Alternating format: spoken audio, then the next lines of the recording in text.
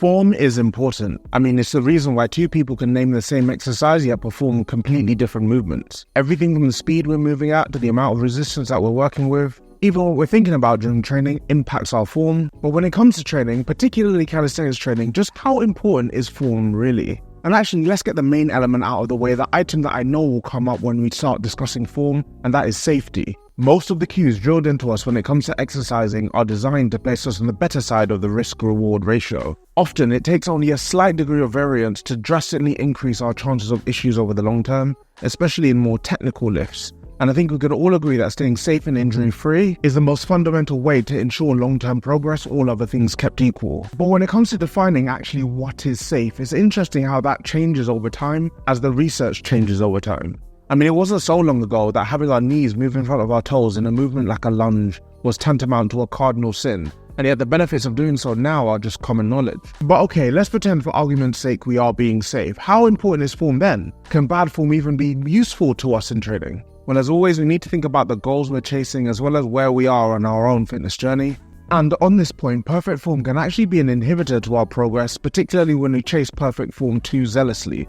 What do I mean by this? Well, imagine you're new to an exercise or just new to training in general. It'll be very unlikely that you will nail perfect form first time. Does that mean you shouldn't try new things? Similarly, in a skill like the handstand, a wonky handstand posted on social media is a siren call for the "here's how to get a straight handstand" comments, despite most people knowing and understanding that a beginner's best chance of developing their handstand is to practice balancing an ugly-looking handstand first. And as beginners, the most important factor that we need to keep in check is our ego. If we go into a new exercise or training regimen by understanding that we're beginners and acting accordingly, so reduced load or working with equipment to support us with the movement, then the odds of this being a catalyst for dysfunction go way down. We get to work with the muscles we actually want, feel the way that exercise should be felt, and just generally make headway. It's when we let our egos run away with us and pair beginner ignorance with bad form that we open the Pandora's box of injuries in a way that helps nobody. In terms of good form when it comes to muscle building, we need to come close to failure in our working sets to optimize our growth response. And so if we stop exercising, the moment our form stops being perfect, we're going to be leaving a lot on the table. And I think we can all accept that rep 1 will look very different from, say, rep 8 in an exercise.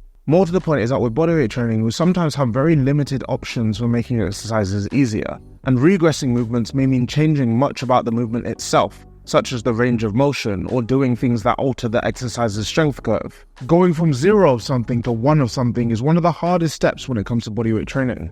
And waiting until we have form perfection can be a huge waste of time.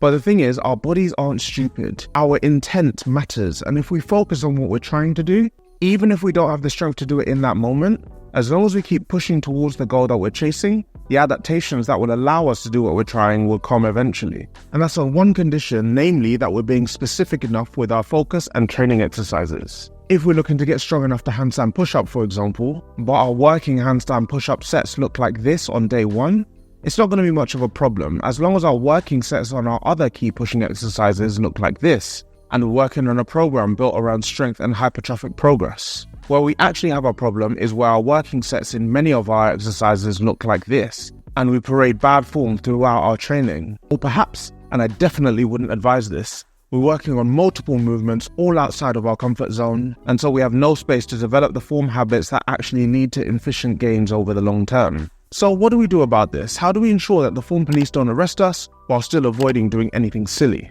Well, first of all, we can film ourselves. In bodyweight training especially, what we think we're doing versus what we're actually doing can really vary. So reviewing footage not only allows us to better understand what's going on, but exposes bad form, which typically highlights areas of weakness that we can work on with accessory movements. Now, this is predicated on us actually knowing what good form looks like in the first place, but I'd argue in today's day and age, it's never been easier to research what good form looks like anywhere. If good form on an exercise is really beyond us, we can also use negatives. And when I say that, I mean using negatives wisely. For example, doing front lever negatives when you need assistance from the thickest band in the gym to do the assisted front lever isn't going to be the best idea. But where we are close to getting a skill or exercise under our belt but don't quite have it in our locker yet, negatives are a great way of bridging that gap. To be clear here, what I'm not saying is that we can just go out and do exercises that we haven't earned the right to achieve yet.